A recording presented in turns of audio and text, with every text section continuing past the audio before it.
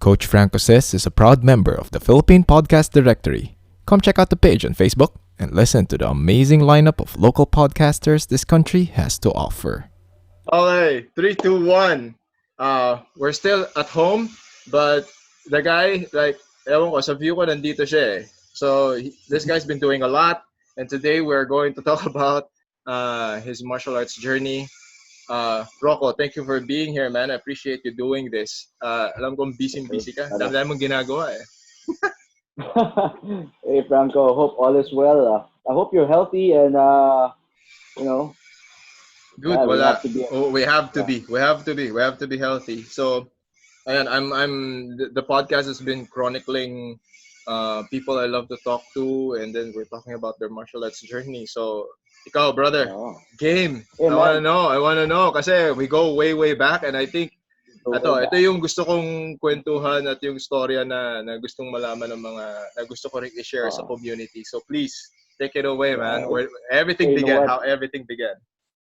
First, before I start, man, hats off to you because you're doing this. Not a lot of people get to do this stuff. And nowadays people would just like to just watch and listen. You're doing the tech stuff. We're doing the interview. Yeah. So that's good. Wala. I'm sure mahilig lang ako makipagkwentuhan. Mahulog lang. Ako lang yung tarantadong mahilig makipagkwentuhan kasi marami akong hindi alam eh. Anyway, yeah, like you mentioned, way back, dude. I remember how do I start, with my martial arts journey. It started when I was in college. Tapos nagko-commute ako. Madalas ako mag-commute.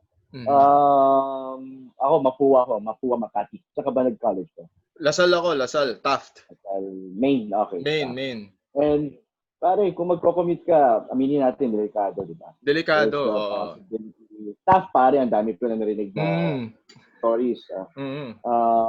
Ako, Buendia, sometimes nilalakad. Buendia, yun lang yung option nyo. Sa Mapua, Makati. Buendia was the only way to go. So, it's either you walk, you take the jeep, walang tricycle eh. Wala. Tipid tayo. College tipid mode tayo eh. Tipid mode. Ako nagtitipid ako pare pang time zone eh. Lalakarin mo hanggang Glorieta, di ba? Pero yun, time zone, yung mga dance, para makapag. Anyway, so then came the thought of, I need something to actually keep myself safe. Just in case. I always have that final destination moment. Yeah. It would come up to me. Tapos, I mean, thank God, hindi pa ako na-hold up. Sana hindi mangyari. But, I always have that thought na, baka naman bigla ako tutukan dito. I would have stupid moments na sometimes may pagkapraning din ako. Na bibili ako ng pepper spray. May nabibili na mga ganyan. Yep. Sabi siyang keychain. I have this one stupid story. I would always have that habang nagko-commute ako. Sa pagkapraning ko, I left the damn thing open. Tapos, ako yung tao na kailangan Kapalang-kapa. Parang alam mo na kung ano nangyari. I left the thing open. Tapos ako yung taong kailangan lagi may panyo sa right pocket ko. Okay. So, malas lang yung araw, put it in my pocket, naglalakad ako, natatamaan siya. So malamang lumalabas yung laman nun. So mainit, naka-uniform ako. Nursing kasi ako, so kailangan naka-uniform. Sakay ako ng FX, punas naman akong pawis. Punas ang pawis, umiiyak na ako. Tapos nagtatawa ka, sabi mo, ba't parang naiiyak? Parang sakit sa mata. Ba't ang hapde? Siksikan kayo sa FX tapos nakikita kang umiiyak na oh man, embarrassing. Anyway, those were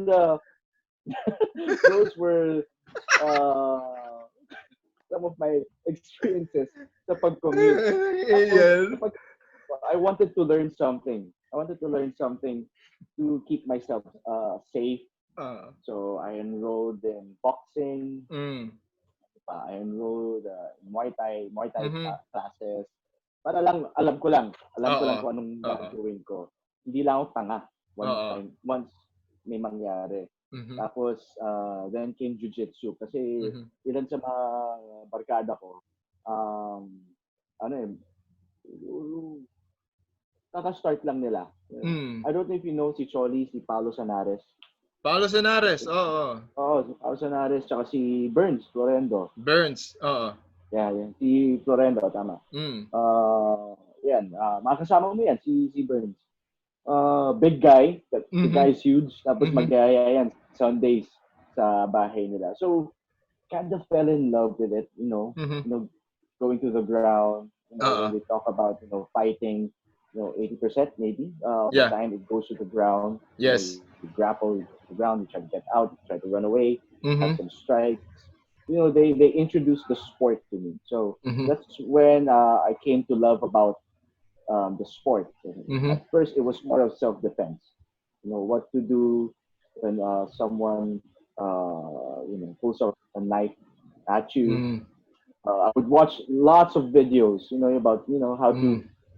Parang Gumamit feeling ko natin yun si. yung natural progression eh, 'di ba? You get Yeah, man. introduced and then you get super curious na parang okay, let me research about True. this. And you don't stop. And you Yep. don't stop. You So, don't. and then came the UFC, sumikat na Mhm. sumikat. I fell in love with it. I was so proud na, before this even blew up, may alam akong konti. So I Mhm. was on and off about it, until I got into show business, Mhm. which was a good break for me for martial Mhm. arts kasi with some of the action projects na nagawa Mhm. ko, I got to learn about, Hindi, for sure yung sequences became a lot easier for you. Kasi it became ano a na lot lang yun, it motor became a skills lot nandun na easier. eh. Ayun, cinematic fighting, Oo. So, laking tulong ng naaral kong Mm. boxing, Yep. yung tamang forma. And then, there was this one project where I had to learn arnis for Mhm. 4 months, Mhm. which was a lot of fun and it Yep. was very painful. Yeah. Di biro ang arnis, ha? Oo. Yung gulpin mo. Magkakakalyo ka sa kamay. Oo. It's in hindi siya legit kung hindi natuklap yung balat mo sa sa Totoo, palad mo. pare. Oh. And the joints get really Yep. flexible, which I enjoyed. Parang the instructor even wanted me to be able to do splits. So Mhm. grabe yung stretching niya sa akin. I Mhm. sustained a lot of injuries. Because of the film, I had to travel to Laguna Mhm. every other week para Mm. mag-training lang doon. Okay. Because nahirapan natin sila maghanap ng yung mga armisador na nagtuturo na magaling. Mhm. So it was that rare pa Aha. dati, no? Mhm. Sumikat din ng arnis, which is good to know. But I have a pair of arnis sticks in my card. I know what to do. I Yeah. know what to do just in case may mangyari. It's para lang naman sa akin, the reason why I got into martial arts because of the discipline that I read about one time. All of these stuff. I started to learn judo. The Mhm. jiu-jitsu came in, the Muay Thai, the boxing, everything. I tried Wing Chun. Yeah. It was Okay so yun. much Okay yun. fun. Yep. Ang sakit din, pare. Masakit din yun. Wing Chun is very linear attacking and it's built on Yes. speed. So you Yeah. develop powers within the small joints and the small muscle groups of your body. Tsaka You learn coordination to siya, coordination. ang hirap, pare. You learn to like generate a lot of Mhm. power from a potential force. Yeah. Then you make it to a sudden. Anyway, so much fun learning. But the reason why I fell in love with it was that you know all about these arts, but then the number one thing you have to remember is really the discipline, Mhm. when to use it. That I read somewhere that with a form of martial art, you only use it as a last resort. Yes. When it comes to fighting, it's always, if kaya mong tapusin ng usapan lang, that's the best way. Exactly. Um, Mhm. uh, and I fell in love with it because it came with the responsibility. I know I can kick Mhm. your ass, Mhm. but I will choose not to. Mhm. You know, and then suddenly, just fell in love with it. I watched videos.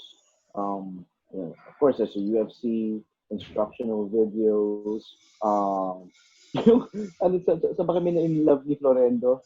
Yung kay Bass Rotten. Si Bass Rotten. Dude, solid yun. Solid yung series ni Bass Rutten na yun. Yung, pati yung sa bars, pati yung, tsaka yung, he's such a character eh. Sobrang character si Bass Rutten. Who would have thought that guy is the UFC heavyweight champion? Di ba? Yeah, and he's one of the guys who made palm strikes popular also. Oh, siya yung nagpakita ng importance na no, palm strikes can hurt you. As in, they can literally hurt you. They're very formidable, na hindi lang siya pang self-defense. You can actually use it in an MMA fight. You can actually, and then parang I read about it. I think there was Fight Science ata. Yes. Pinakita that with the palm strike. I think it was Bass Rutten also who suggested on that. Yep. When he generated the force and he hit the punching bag na may sensors, parang it generated 25% more force. Alam, ito yun doon malalaman na martial artist yung mga nag-uusap. Pagka pinag-uusapan nila, umaabot kami hanggang Fight Science. Fight Science is this National Geographic documentary wherein they chronicled the movements of professional MMA fighters and martial artists from different disciplines. Tapos inano nila, they wanted to quantify and qualify the force, the power, and the speed generated by each strikes. So for those who are trying to understand what Rocco is saying, that is the show, Fight Science. It's on National Geographic. It's it's like a 5-episode documentary series wherein they got a bunch of guys from different disciplines like Taekwondo, MMA, wrestling, judo, savat, and a capoeira. Alam ko may capoeira pa doon. Capoeira was able to generate the strongest kick. So they were parang just like what he said, they put sensors on dummies and on punching bags. Tapos mineasure nila yung impact. The impact, the force generated, and the strength of those things. So yun, yung palm strike, it could actually knock out 2 people when Bass Rutten did it. So, ano siya? Okay, so I hope it's still on YouTube. So yeah, panoorin niya. It's a very informative Pustahan tayo sa mga manonood. I'm sure everyone who's watching now on YouTube, finish this video first before you research about it. Man, pustahan tayo, hindi kayo titigil. It will just like blow your mind. Sobra. Lalo na kapag slow-mo na. Oo, yung Miss Slow-mo, di ba? Yung gumaganon yung mukha. Imagine, no? Kapag that's one thing that really hooks you to get into a martial art. I think the martial art chooses you also. It's just you're that medium that has to experience everything and has to just really get out there. Which was something I really learned from my dad. Na sabi niya parang, belated Happy Father's Day pala sa mga daddies na nanonood. He taught me to really like get out there and experience life. And, sabi niya, you only fail if you don't try it. So, gawin mo nang gawin. Umalpak ka, like with jiu-jitsu, yung unang tournament ko, sabi niya, pag talo ka, charge it to experience. Hanap ka ng iba kung ayaw mo talaga. Doon mo malaman kapag mahal mo talaga. So, I started to get into it. And showbiz started. And they have that rule now with artists or celebrities now. Kailangan ito yung puhunan. Exactly. This is what makes you the money. That's true.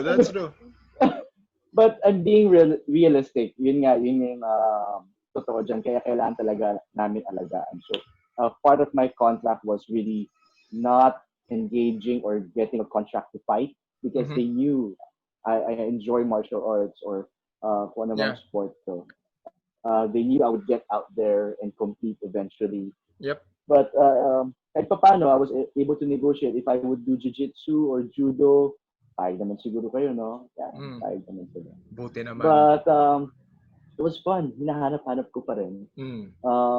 I was able to, kwento natin how I met you and your brother. Okay, ito yun Ipapasok ko yun Ipapasok ko talaga yun Kasi ito yun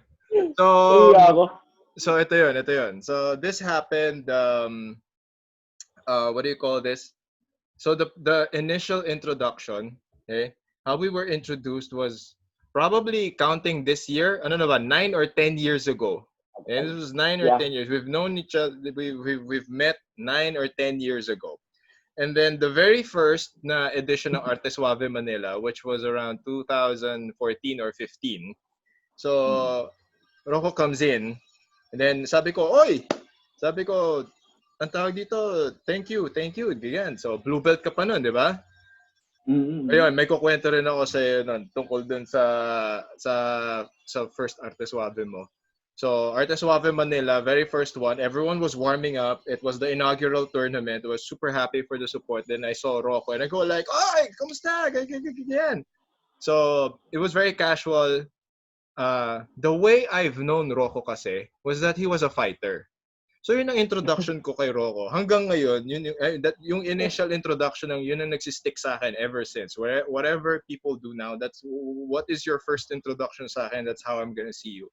So I've always seen him as a fighter. So yun, sabi ko, whatever he does, basta fighter yan. So that already gives me a clear depiction of his attitude, his work ethic. So yun. Then, here comes one of my partners. Sabi niya, oh my God, kinakalog niya ako. Sabi niya, sir, si Rocco Nacino nandun. Sabi ko, friend mo siya? Sabi ko, friend mo siya? Sabi ko, oo. Sabi ko, ano yan? Sabi ko, pare sobrang bloopers to. Ako aminado ko, marami yung bloopers ng artista kasi wala akong alam talaga masyado sa loob ng showbiz. So parang, kinakalog niya. Sabi niya, sir, si Rocco Nacino. Sabi ko, oo nga, si Rocco Nacino. Yun. Nakikita mo, yung one-sided ang buhok na nandun na nag-warm up. Bakit ba? So, sabi niya, pare, ito, so nasa likod na yung production ng pati yung some of the management sabi na, oh my God, we need to talk to him. Sabi ko talaga? Sabi ko, kaibigan ko yun. Tagal-tagal ko lang kakilala yun. So, sabi niya, tapos nakapapansin ko na, yung ibang mga tao dun sa restaurant, saka parang gusto magpa-picture sa kanya. Sabi ko, am I missing something here? Sabi ko, ito na naman ako. Am I missing something here? So kinakalog niya pa rin ako. Sabi ko, anong gusto mo? Sabi niya, sir, kasi si Rocco na. Sabi ko, putang ina, ano bang meron? Sabi niya, sir, kasi artista yun. Sabi ko, seryoso ka? Kasi, di ba, nilapitan kita afterwards? Di ba? Pumasok ako sa loob. Sabi ko, sir, artista po yan. Sabi ko, hindi! Fighter yan. Nakipagsuntukan pa yan dun sa kapatid ko eh. Because what we're talking about is like, that was how we were introduced 9 or 10 years ago. We went to this masyadong kasi, pag sinabi mong underground masyadong malaking mysticism di ba? Hindi man siya, it's one of those smoker joints. So parang it was one of those very very organized na mojo gym. Kasi it was a gym atmosphere. Ito nga lang kasi kaya siguro medyo it's very compact na para lang talaga nagpuntahan yung mga tao doon. The only people who join those tournaments are the ones that really want to fight. Kasi 'di ba, ang gulo, ang ingay. Diba? Tapos yung mga tao, habang nagsusuntukan kayo doon, umiinom yung mga tao. Diba? Tapos, yung audience, nasa paligid ng ring. As in yung audience, parang pag tumama ka sa ropes, makikita mo may audience doon. Okay? Ganun siya. Ganun siya kasaya. Sumasampa na eh. Oo, sumasampa. Ganun siya kasaya. Ganun kasaya yung event na yun. Diba? It's one of those things that you just go there because you love to fight. You won't go there for any other reason. You only go there because you want to fight. So pagdating doon, sabi ko, seryoso ba kayo? Sabi ko, hindi, fighter yan. Sabi ko, alam ko yun. Sabi ko, nakipagsuntukan sa kapatid ko yan eh. Sabi niya, okay. So sabi ko, teka, baka mali naman ako. So lapit ako dito. Sabi ko, Rocco. Sabi Rocco, bakit? Sabi ko, artista ka daw? Sabi niya, ito naman. Sabi naman ito. Sabi niya, medyo eh. So, medyo? Walang medyo. Sabi ko. I tell you, ang hirap kapag ganyan. That question really like stops me. Uy, artista ka daw? Ano dating pare pag sinabi ko? Exactly. Artista ako. So parang hirap sabihin eh. Exactly. And I was like, wala.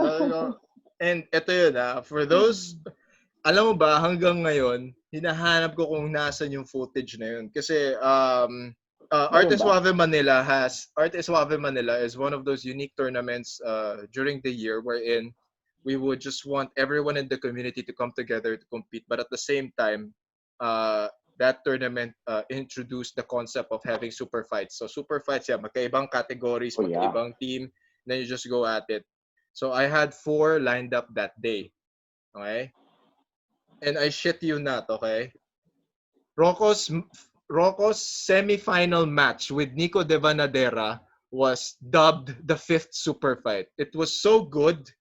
It was so good. Everyone stopped just to watch it. As in afterwards, parang ito yan sa team namin I could speak in terms of my teammates. Sabi legit pala si Rocco, no? sabi ko, oo naman. Sabi ko, I ended up watching the match kasi nagtataka ako.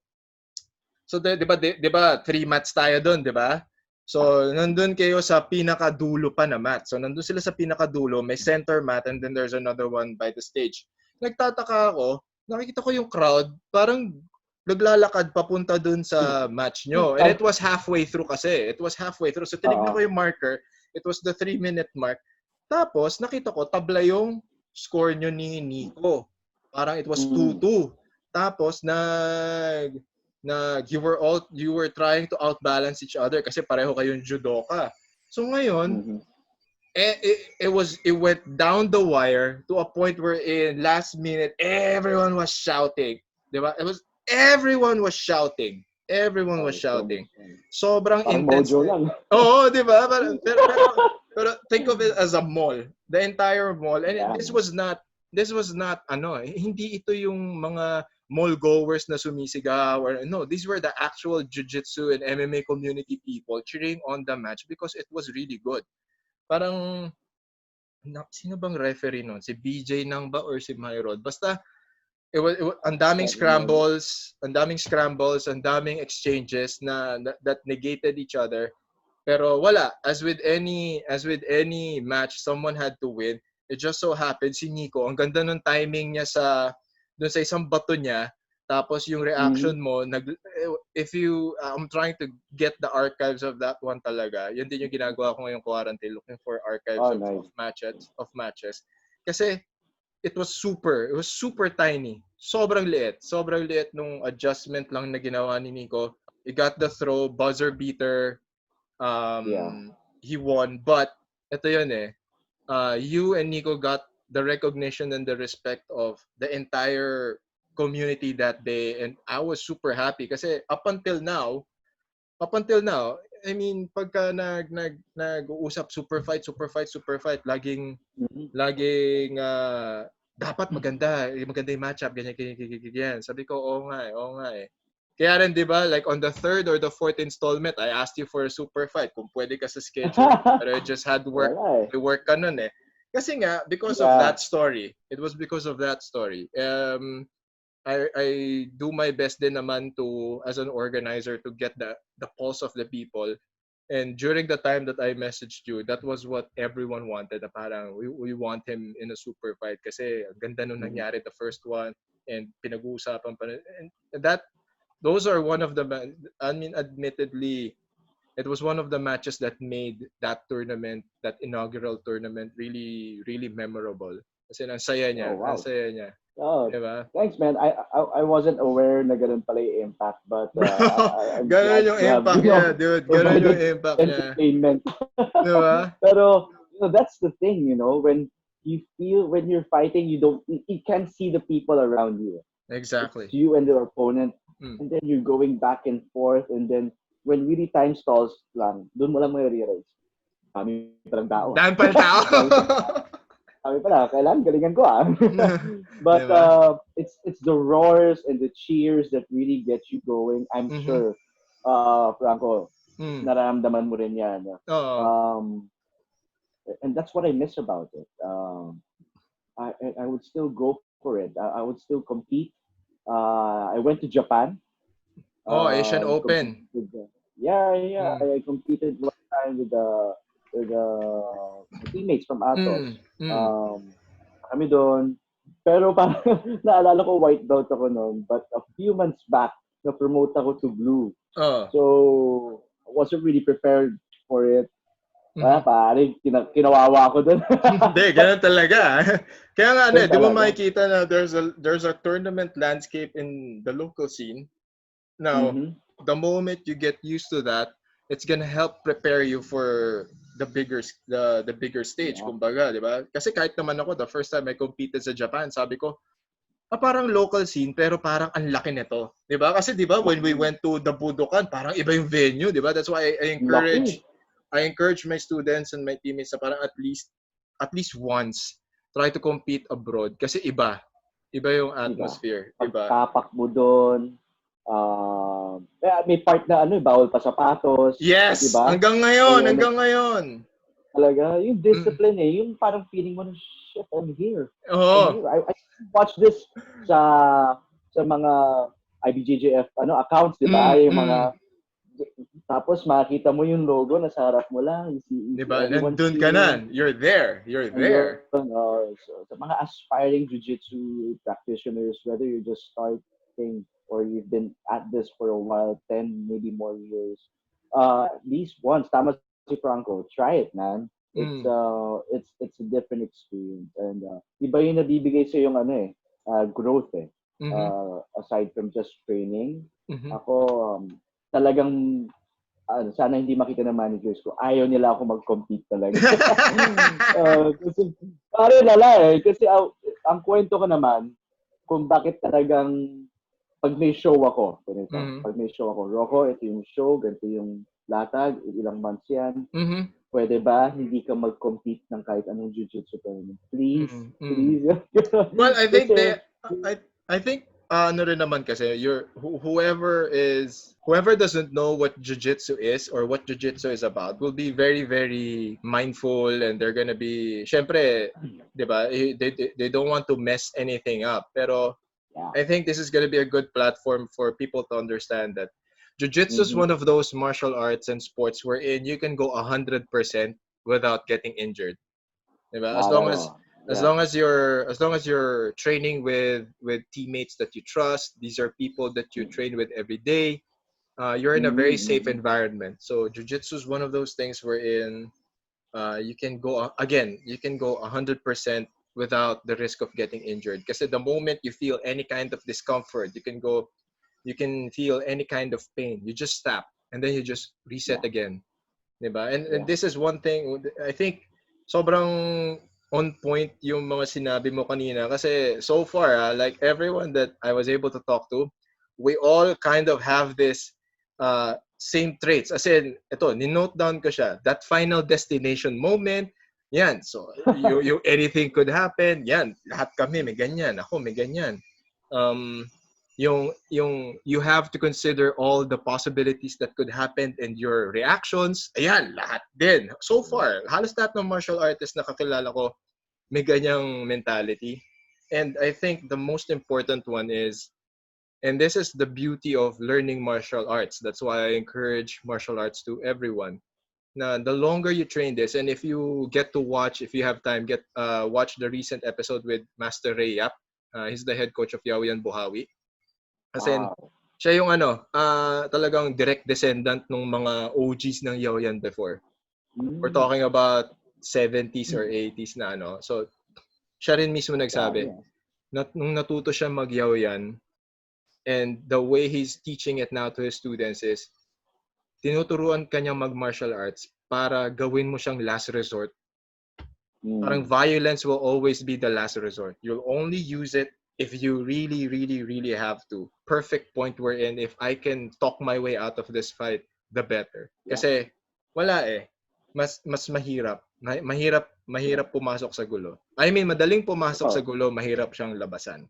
Diba? Nowadays it's scary. I mean we're lucky. Mahigpit ang law when it comes to guns. So hindi ka basta-basta magkakaroon ng baril.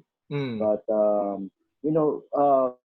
was thinking about what you said, and doon pumapasok yung instructor, being a teacher, on how you instill this discipline to your students. Kasi ako aminin ko, I've gone into debates with people who have, trained a little bit of martial arts for a few months, tapos they act like, Yeah.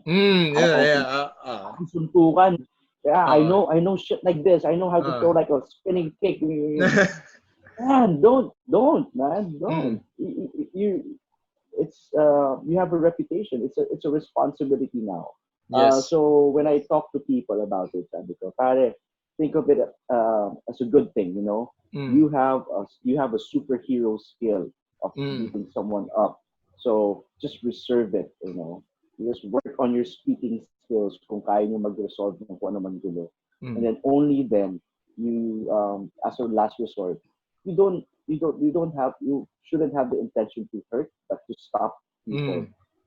thinking. And this is So yun something dun. na this is something na is learned through the years and through practice. Okay, Mm-hmm. Mm-hmm. hindi siya basta-basta natutunan. Okay, you have to learn it and you have to apply it. Okay, so for you Mm-hmm. to apply it, then the next part would be to share it. So yun yung Yeah. phases of learning and then sharing. Kasi ano siya that's another perfect point na a lot of people think that people who practice MMA are violent people or they're medyo may barbaric na ugali. Pero hindi di ba? I always advocate to tell people na sabi ko pag sinabing jiu-jitsu or MMA or 'di ba nagmo-muay thai di basagulero, sabi ko hindi, sabi ko one of the nicest people I've met are people who practice martial arts. Sabi ko so True, true. masyadong malayo siya, and then ako Because this they is can hold back it. yes, that They is can true. hold back. 'Di ba, you can Mm-hmm. control yourself, you remain calm, right? You can But I remain have a calm. question, pare. Go. I have a question. You've been training for how many years already? You've enjoyed training jujitsu. Mm. You've transitioned into teaching your Mm. students at your own gym. Mm. You've refereed for one of Ah, the biggest events also. Why the transition and how did it get there? Are you enjoying? It's That's something I would love to experience also. which one? Yung like Teaching refereeing part. and ayun, the Yeah, the teaching teaching. part, ito yun eh. Grabe Parang ikaw pala nagtanong sa akin yan Oh, Teka lang. sorry. The tables have turned. Oh, tables have turned. Di ba? Di ba? So, parang, the teaching part naman kasi, it kind of fell on my lap. Ito yan eh. Sa DEFTA kasi, Rocco and I belong to different teams. So, Mhm. he's from Atos Philippines, I'm from DEFTA Philippines. So, sa culture kasi ng team namin, Alvin will make it a point wherein he's going to teach you as a student, but he is also the whole curriculum of DefTAC is to create teach students and then make those students learn how to teach. Whether you want to Mm. teach in the future or not, you should learn how to teach. Yeah. So, syempre kami, yung gusto lang namin mag-compete, that was the part wherein we didn't really pay too much attention to kasi we enjoyed training, we enjoyed competing. And then pero Alvin will always make a point, Alvin, Pechon, Richard, they'll always make a point na no, you should be able to explain this. O sige, etong position na to, how you're gonna explain this to me? How you're gonna explain this to someone who doesn't know what's happening? So yun, it was just um it was super samurai-ish na parang passing on of knowledge lang. There was no formal Oh. curriculum about it back then when we were learning. Ngayon, may Mhm. curriculum na siya eh. May structure na siya ngayon. Pero back then, it was just when you teach someone how to do this, you should show them how to do so step. And I then see. it just went to a point wherein I think Alvin went to the Mundials or he was busy with the URCC noon, went to the Mm. gym. He wasn't gonna make it, so I ended up teaching the class. I started Oh, teaching cool. classes when I was a blue belt. Yung blue belt Oh, ako, wow. so ayun, I started whenever there was whenever Alvin wasn't there, Pichon couldn't make it, or Pichon was teaching somewhere else. Sino yung nandun sa gym? Eh, syempre, HQ kami. I will end up teaching the classes. So it kind of fell on my lap. Pero eventually, na-realize ko na parang, okay, I kind of enjoy doing this. I kind of enjoy doing this. So, and it actually made me a better practitioner of jiu-jitsu and MMA and any other art that I was teaching kasi kailangan ipakita mo ng tama, di ba? So for you to be able, exactly, so for me to be able to share that part, for me to be able to share the proper techniques, I should be able to do them properly. Di ba? Kasi kung mali ko siyang gagawin, mali ko siyang ituturo. So that kind of made me mindful of the things that I was doing, how I was executing technique, and then it just progressed hanggang dun. When I was at Purple, yun na, I had more time teaching, pero at the same time, I didn't want to give up competing kasi yung iba magtuturo na lang ako. Pero hindi eh.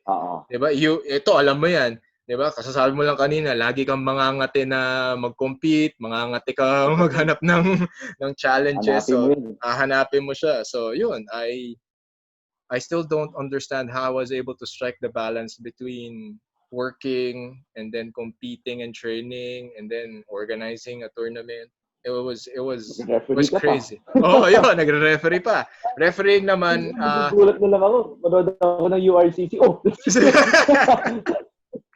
The refereeing part was a lot easier kasi nagtuturo na ako nun. At it actually helped me naman become a better referee, and I had really good instructors for refereeing kasi there's Joel Yapinchay, Joey Lepitin, si Anthony Peñalosa, si Christian Wong. These were the referees na nauna sa akin. They never hesitated to pass on their knowledge sa akin. So ngayon ako naman. So I also remembered you almost parang it was the 3-on-3 ata. You parang muntik ka na pinning fist yun, di ba? Sabi ko, ano yun? Baka yun yung spinning elbow na parang biglang na lang din akong gumanon. Di ba? Yeah. May ganyang... That was so much fun. That was so much fun. I was shouting. Ayan. Di ba? Sabi ko nga, everyone was saying, oh my God, 3-on-3, parang rumble. Sabi ko, hindi, ang saya eh. And everyone was on their feet during I think, you know, I'm going to speak as an audience, you know, I was more scared for you guys. Ari, di nyo alam kung saan kayo titingin. Like what happened to you. Diba? And then the first, yung nakakatawa, the funniest part was the first punch. Oo, di ba? Magkatapat sila. Magkatapat. Yung isa yung sinuntok. Diba? Doon makikita yung unpredictability ng ano, di ba? And this is this is so many things happening at the same time. And di ba, for other people, it was super scary. Tignan mo, kami dalawa si Raulo, pinagtatawanan namin yung nangyayari. Di ba? Kaming mga nagtatraining, para sa amin, fun yun. Di ba? This is something that I want other people to understand. This is something that it's gonna take some time, I know. Pero alam mo yun, yung, di ba, kita mo, nagkukwentuhan kami kung ano yung mga pinagdaanan namin during training, the aches, the pains, and eto, I want to ask you, like, for everything that you're doing right now, how do you fucking manage everything? It's pare, ako, nung nakita ko yung routines nyo, I always tell myself, and I tell my students, sabi ko, if there's a guy out there, he's from another team, he's doing so. So ikaw, di ba, what you're going through is hard, pero what he's going through is hard as well. Di ba? Kasi pag sinabi kong, ako nga, ganito, di ba? I don't want to sound antagonistic na ako nga, ito yung ginagawa ko, Hindi. For me, medyo mas madali sa akin yung I'll tell the story of another person who's doing it. Di ba? And then, I mean, we're not talking shit here, di ba? They can just look at whatever it is that you're doing on social media and it's actually happening. So, I mean, bro, how do you keep everything together? How do you keep everything together? Yeah, man. I sometimes nagugulat na lang din ako. It's that one. You know, it's something. It's an extracurricular activity or something you can see long term that Mm-hmm. gives you happiness. For Yon. me, aside from the fitness side, it gives you endorphins, makes you feel happy and everything. But this serves as an outlet for me. Mm-hmm. May it be any sport, but specifically jiu-jitsu. You Mm-hmm. know, it makes me happy. It's an outlet for me when I'm stressed. I Mm-hmm. train. I talk with fun teammates. You get to roll with them, have a laugh. Mabugbog ka, which I really Mm. enjoy. Ginugunti ako ng higher belts because, in this business, it's so easy na lumaki ang ulo. Yep. Aminin ko yan. So easy na lumaki ang ulo. And I've fallen prey to that so many times. And I found that jiu-jitsu was one way to keep my feet on the ground. To Mm-hmm. say, I know that there are people better than me, even Mm-hmm. white belts. I'm a purple, but white Mm-hmm. belts kick my ass. That Mm-hmm. makes me stop and think, man, gotta start training again. I shouldn't be too cocky with my moves. Yun Mm-hmm. eh. It's God's funny way of teaching you humility also. Mm-hmm. And, finding time for the sport is just a matter of wanting to do it. Mm-hmm. When I don't know kung nakwento ko sa'yo for the second Arte Suave where I competed as a pluma instead of a Mm. pena. Yeah. Bumaba ako ng Nag-cut ka nun. uh, Oh. ako nun. Galing pa ako taping nun, literal. Mm. Mm. As in, doon ako naligo sa taping. Dumiretso Mm. ako na Alabang. And then after your initial briefing, Mm. tinulog ko kasi bleed Mm. out bandang hapon. Hapon na. So doon ko tinulog. But I was still happy with my performance because I got to do it. So that's, alam mo yung with working out, the hardest part is always taking that first step out of your Yeah. house. Mm-hmm. Mm-hmm. Nakakatamad Yes. eh. Nakakatamad sometimes. But when you push yourself, the moment you get outside of the house, you're already doing something, and that domino effect na yan. Mm-hmm. So for me, it's just really, it's a matter of really enjoying it, incorporating it into my lifestyle. I was doing Encantadia. It's a Mm-hmm. fantasy show, which Mm-hmm. is ongoing right now. Nag-compete ako for Manila Open. Mm. And I was Yeah, yeah, yeah. super Manila Open. excited. Manila Open, pare, naglaro ako ng Masters. And I was so pumped up for it. And then, alam ko parang 2 weeks before, may local tournament, which I really wanted to join. But Mm. then, the day before, they called me for taping. Mm. So, sobrang, wait na ako, ready na ako. Yeah. I was preparing.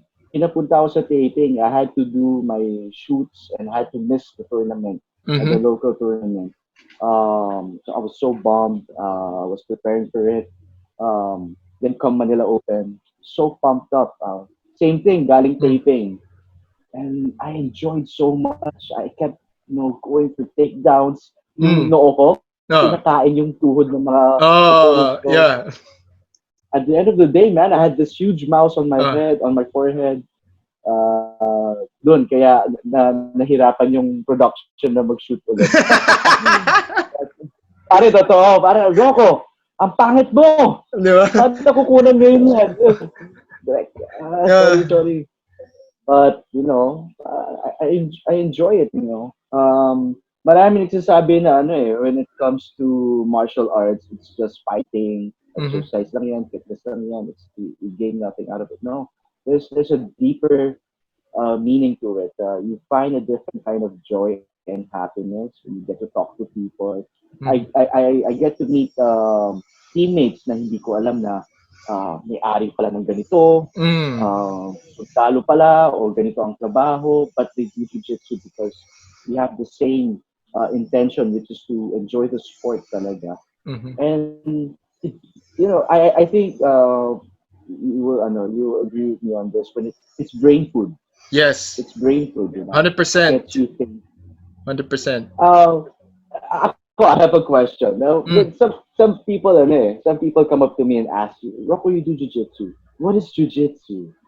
Ah, Isn't that the yakap on the ground? uh, so pagka ganyan, bro, sabi mo, do you want the layman's definition, or do you want the Donaher, the John Donaher explanation? Di ba? Oo, maaari nakakatawa Di ba? yun. That's probably one of the ano eh, parang si John Donaher probably has the best definition, wherein he would say it's human control and strangulation done at the highest level. You know, but Mhm. for people that ask me that question, I always tell them that jiu-jitsu is a martial art that forces your body to learn leverage. So Mhm. ngayon, Oh, dun yeah. yun yung jump off point. Kasi they're all expecting violence eh. 'Di ba? They're all expecting True. the breaking and the snapping and the sleeping. Pero when I tell them na it forces your body to learn leverage, then they ask, what is Mhm. leverage? So doon ko na ngayon ipapasa yung mga techniques, and hindi not necessarily the techniques but the concepts we're in. It's making your body the tool. Okay? Mhm. Everyone's using the whole I'm gonna use my opponent's energy against him. Pero ano kasi yun, it's very vague. It's very vague. Yeah. A deeper, that was probably the explanation back then para madaling i-promote, madaling i-market yung martial art na Mm. tinuturo. Pero syempre people have more access to information now, so you can have a better understanding, and you can explain things better. So ako, I try to simplify it. So when I tell them it forces your body to learn leverage, and then they go, huh? Or they ask more questions, then I ask them, we're all using our bodies. I mean, we're using parts of our bodies and making it work as one unit in order to, and I don't really go beyond ano eh, kasi yung snapping and sleeping ano na yun eh, last resort mo na yun eh. Ako, it's all about, I always tell them it's all about controlling the situation and your opponent. So when you have control, you can neutralize whatever tension is there, and then you get to go Mhm. home. Yun na yun. True, And pare. then that Ako, builds up parang to, more of ano eh. More of it's human chess. Right? yun. And I try then to pag when explain it yan yung on ano, a yan yung next court side. progression. Oh, yan yung next progression. Oh, Nagtanong na sila, sinabi, paano ganito, ganito? See, so ngayon when you start engaging them, di ba? And then they start asking more Mm. questions, then that's the best. That's the perfect answer. It's like human chess. Di ba? There's Exactly. no absolute technique there. Everything has a counter, and the sport is Mhm. evolving.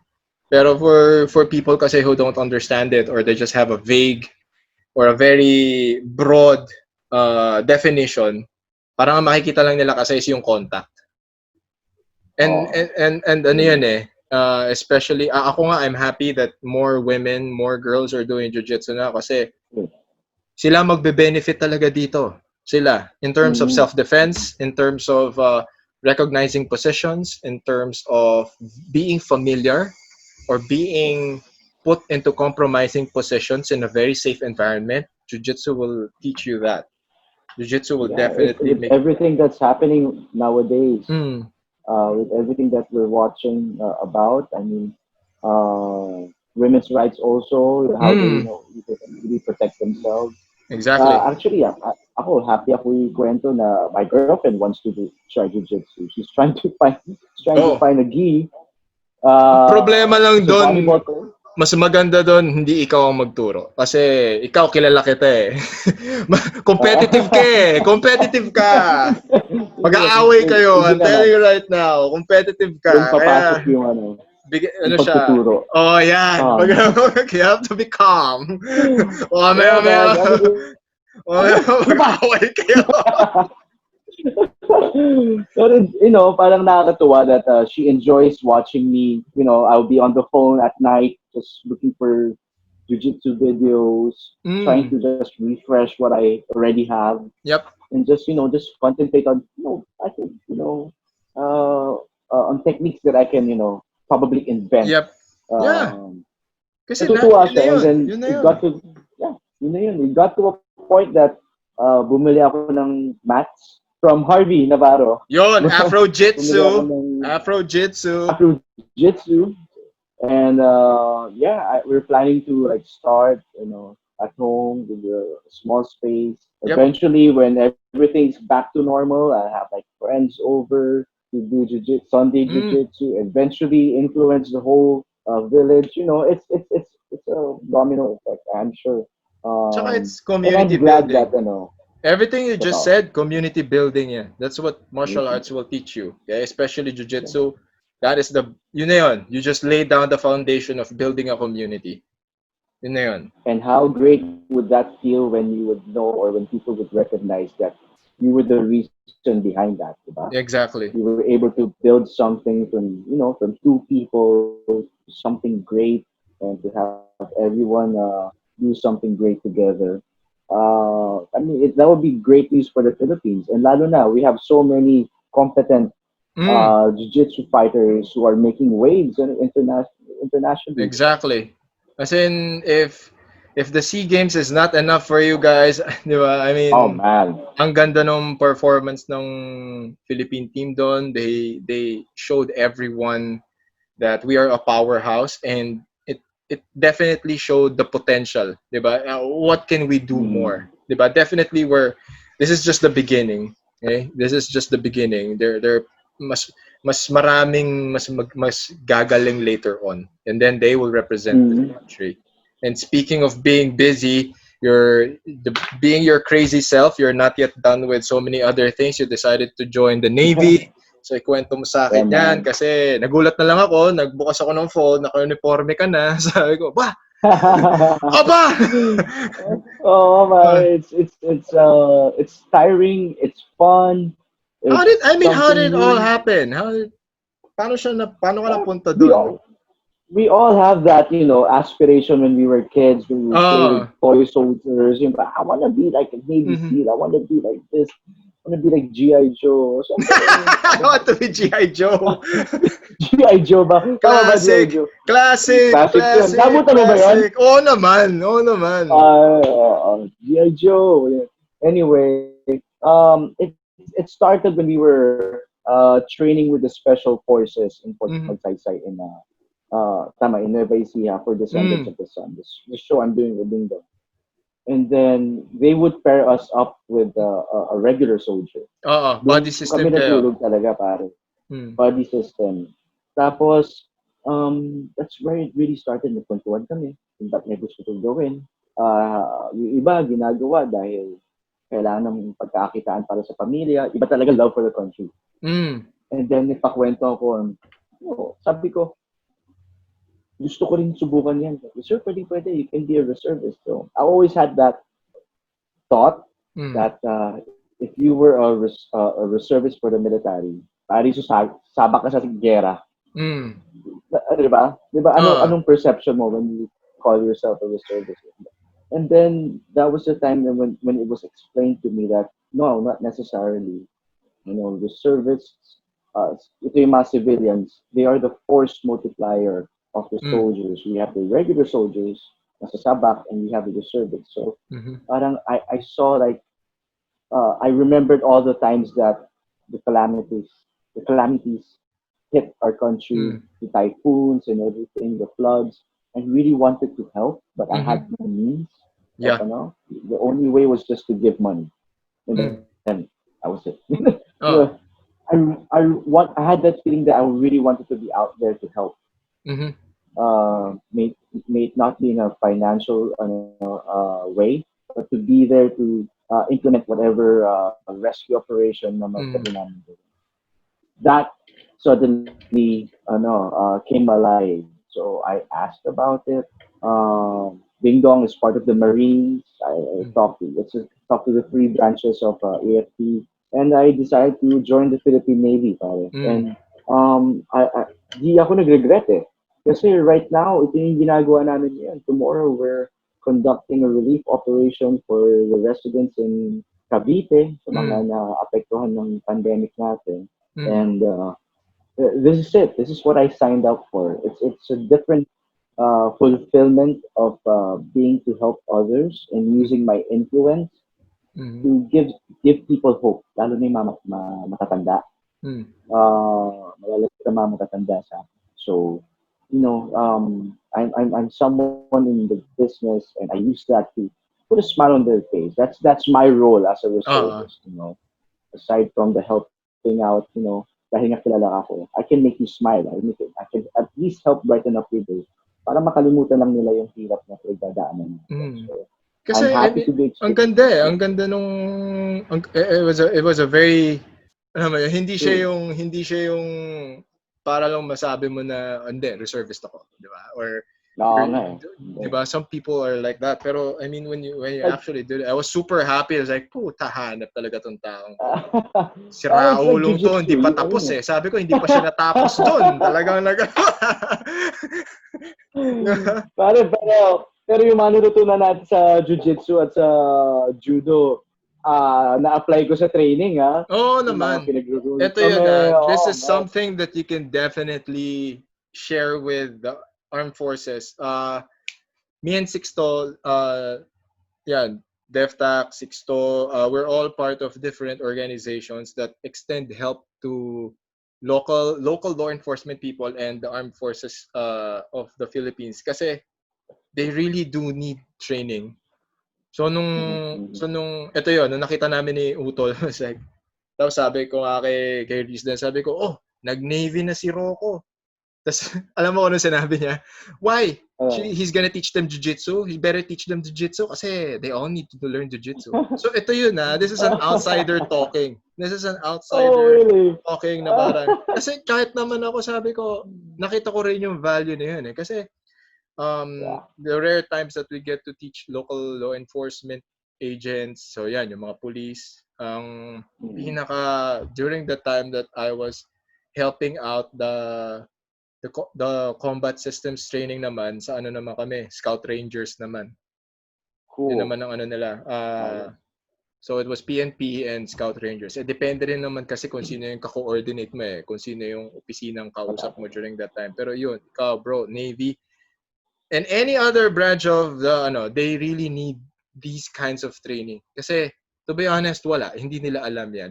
Ikaw, so I would love to teach them. Lalo na yung mga enforcers natin. Dude, really, kailangan nila. As in, kaya kami, pag kami opportunity to do that and they have the time, kasi ito rin yun they have to do it at their own time kasi. Yun yung problema. That's why we always appeal to the leadership structure of the local enforcement agent, yung mga leaders na, di ba? Na parang, kaya nga ako napakalit na bagay, tinutweet, kasi di ko naman kilala yung head ng PNP personally, di ba? So, tweet ko lang sila na parang, local enforcement people should be training at least once a week. They have to learn this. Yeah.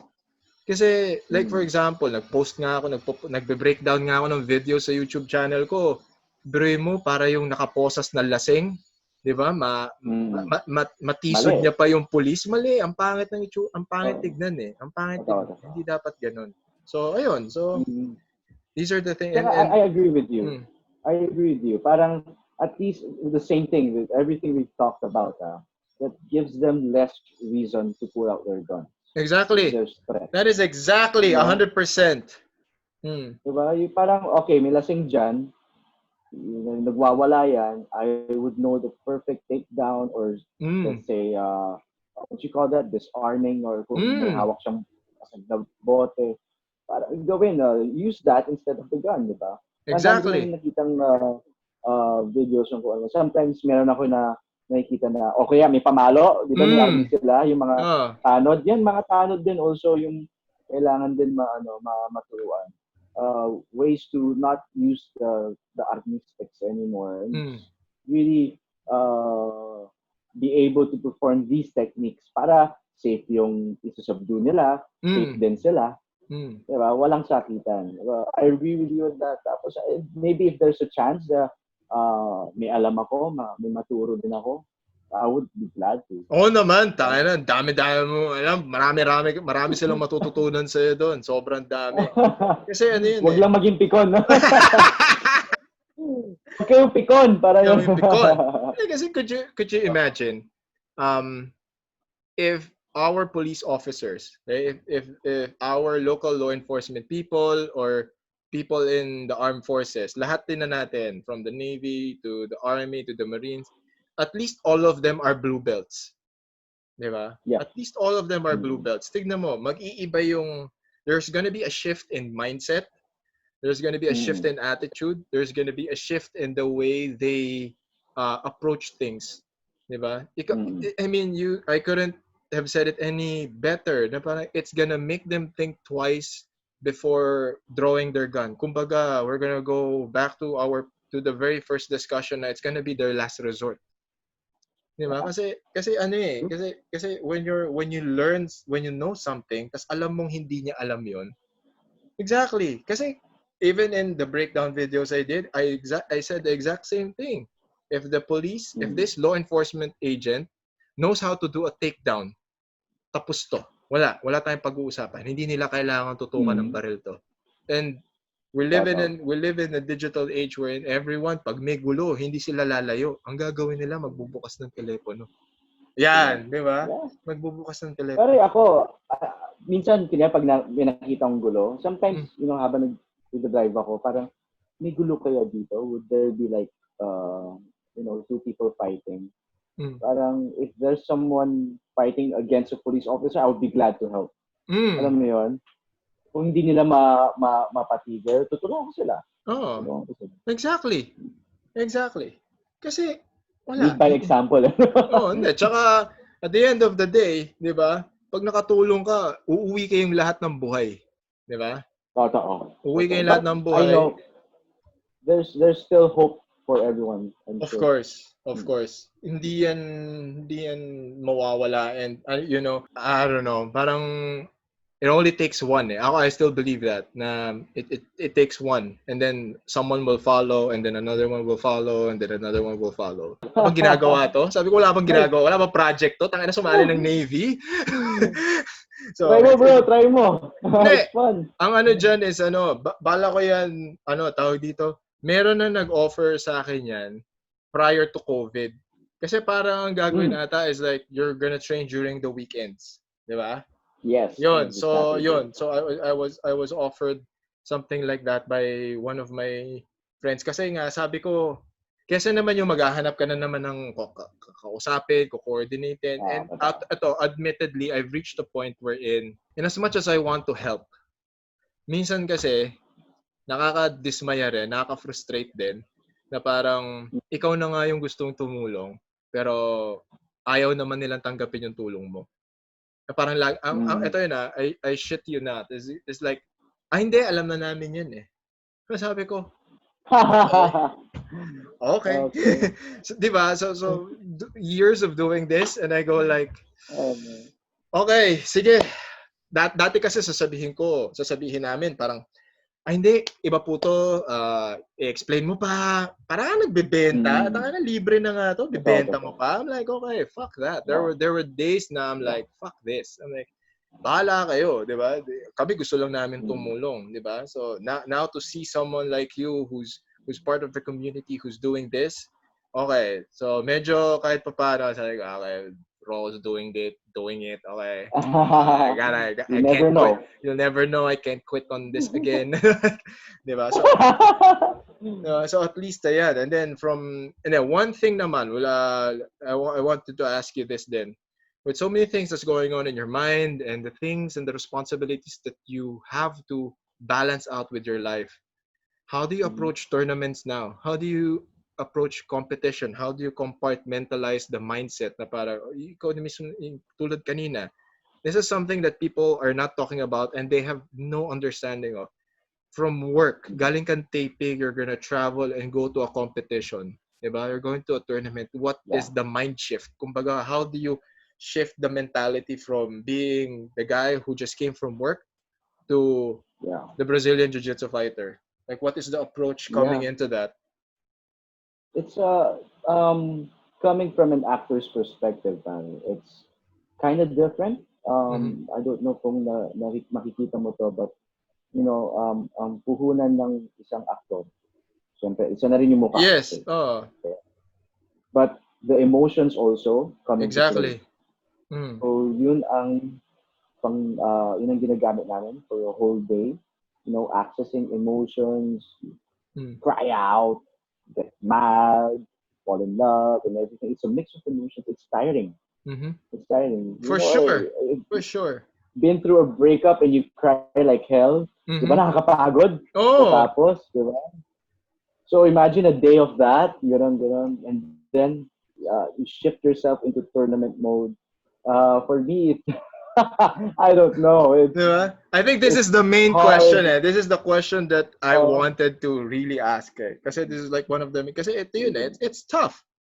It's gonna be, it's tough. kasi It's tough. iniisip ko rin Yeah, every time, di ba, kaya nga pagka nagkikita tayo dun sa tournament, I go like, oh, pang ilan ka? Or, di ba, pag Arte Suave, I go like, sige, relax ka muna dyan. Kasi ako, I have no idea.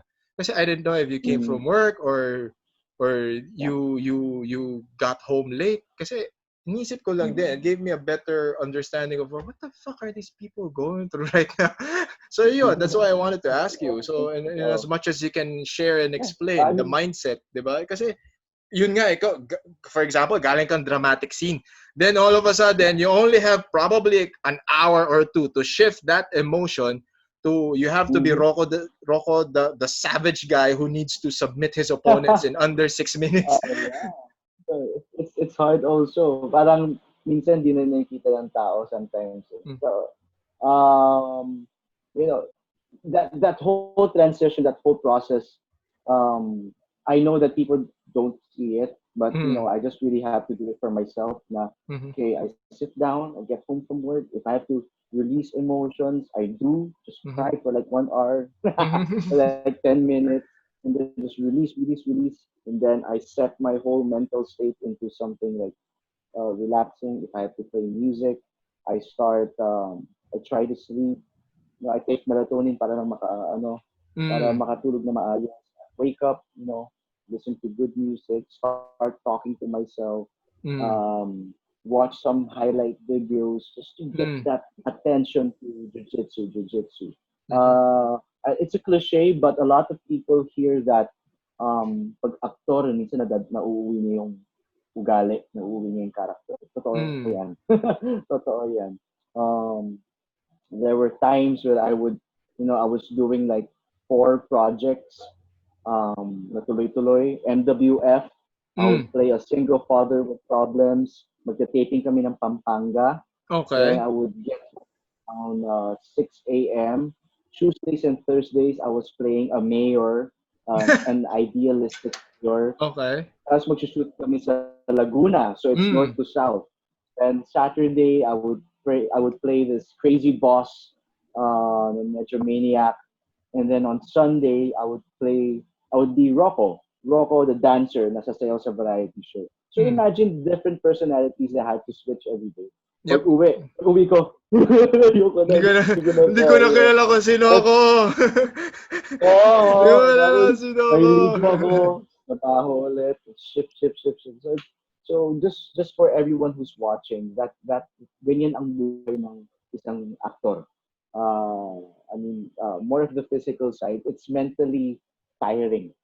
So applying it to tournaments, nakatulong na sunod-sunod ang trabaho, nakuha ko na kung paano mag-shift.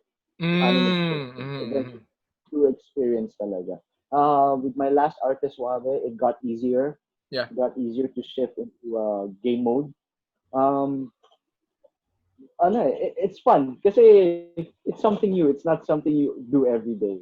Kaya I hope people who are watching this gets a different perspective of how for sure. Kasi ako, that's something that I wanted to tap into. Like for example, kasi on people who are working in the industry, like the artists that I know, they perform well and they perform a lot.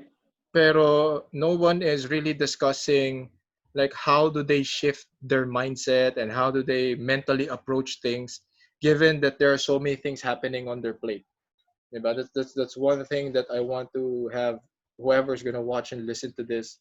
Let this be your takeaway. Na there will be times that you are going to compartmentalize so many things in your life that you have to be not only physically you physically be there, but you also have to be mentally and emotionally be present, especially if you're doing something that is done by people at the highest level. Diba? Kasi ano yun eh. I mean, for those who are watching in Jiu-Jitsu, there's white, blue, purple, brown, and black. So, Rocco's at purple belt, hindi na birong level yun eh. So, you have to, that's why I wanted to ask you that question. Kasi paano mo pa siya hinahandle ngayon? Like, how do you handle everything? Diba? And then, now, say, go ahead. Go. You know what? If you think about it, everything you're talking about, we are talking about competitions and having the right mental state to perform. I mean, whatever is happening right now, the current state that we're in, it's already a competition for everybody. It's getting into that, focus na everything will be all right. Makakaraos tayo. If we get out of this, that the vaccine comes and we're healthy and we're back to normal. Parang napatap out natin ng COVID. Oo nga eh, so, di ba? And gusto ko lang i-part sa mga tao na yun eh. That is true. Di ba? And anto lang din yun, like for us who will survive this, di ba? We have bragging rights for future generations sa parang alam nyo ba? Di ba? Parang alam nyo ba dati? Alam nyo ba dati? Diba? Hindi nyo alam yun kasi hindi nyo pinagdaanan yun. Kami, pinagdaanan namin yun. Diba? We have the brag. Pala yung pinagdaanan mo eh. Oo, diba? Tayo yung pwede magyabang ngayon.